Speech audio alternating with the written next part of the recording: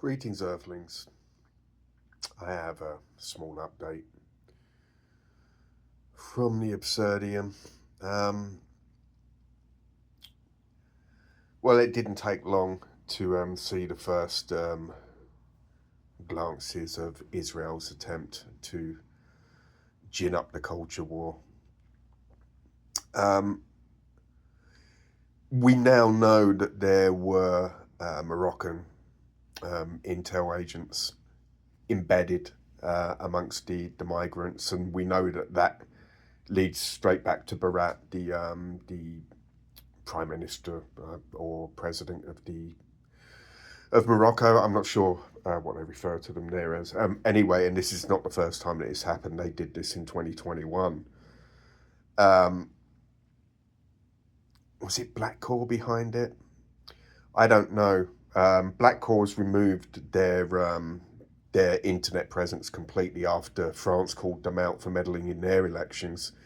And that's after they got caught meddling in elections in Scotland, the mayoral campaign for Mamdani as well. It's an Israeli company.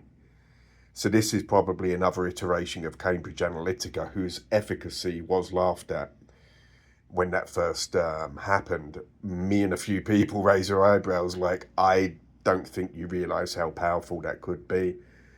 And now we have the AI bot phenomenon. It's really, really powerful. And it should really make everybody pause and think and consider what they're reading on social media now and why they're reading that, why it's being pushed towards them, and what the end goal is. And these are destabilization tactics, and it's scary that they're so easily available, and it's that easy to create a diplomatic dispute. The other thing is that obviously you're going to see people claiming that this is a conspiracy theory. And if you ask Gemini, it's clear that Israel has already started poisoning the AI chatbots, as we know they're doing. They're going to spend a ton of money on it. It will point you to a non-related story in 2016 where it says, no, Yair Netanyahu didn't claim something. We'll get back to him in a sec and his name change. But unfortunately, in 2019, he started running up his mouth about these NGOs that they were funding. And there's a long paper trail. There's an American think tank that has been pushing this as well. And then we see the hashtag Free Suter campaigns online as well, coming from Zionist organizations. Like, this one's so obvious, you have to wonder, like, there has to be some blowback. For the Moroccan government, which have been deepening ties with Israel trying to get them to sign on to the Abraham Accords and normalise.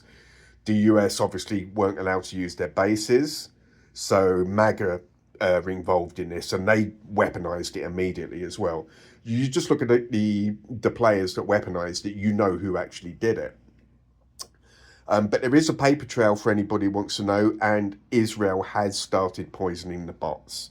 So we're going through, this is going to be a very odd period where people are going to start to believe that the bots are just accurate. No, LLMs are not actually AI. They have to be manipulated the whole time. And obviously, if that's the case, then Israel's going to manipulate bots as much as they can. Now, the other thing that I wanted to get to quickly was Yair Netanyahu and his name change. He has changed his name to Yonatan Hun. I believe that's how it's pronounced. Because he's obviously made a lot of enemies running his mouth up online, not letting his dad just do his job. He's also giving a fake address on his tax returns as well. So this is confirmed from recent tax filings from him. He's on the run. And really, if you'd seen the BB files and you see the police interview with him, he has a good reason to be on the run. He's worse than his dad, actually. I think that's probably about it. But do try and keep your eyes open. And for anybody who believes that the empire is there to free the oppressed, what's changed in Venezuela? For the average person, nothing. The only difference is now the US is stealing the oil, claiming that Venezuela is the 51st state, and Narco Rubio is running around referring him to himself as the viceroy of Venezuela. These guys are LARPing.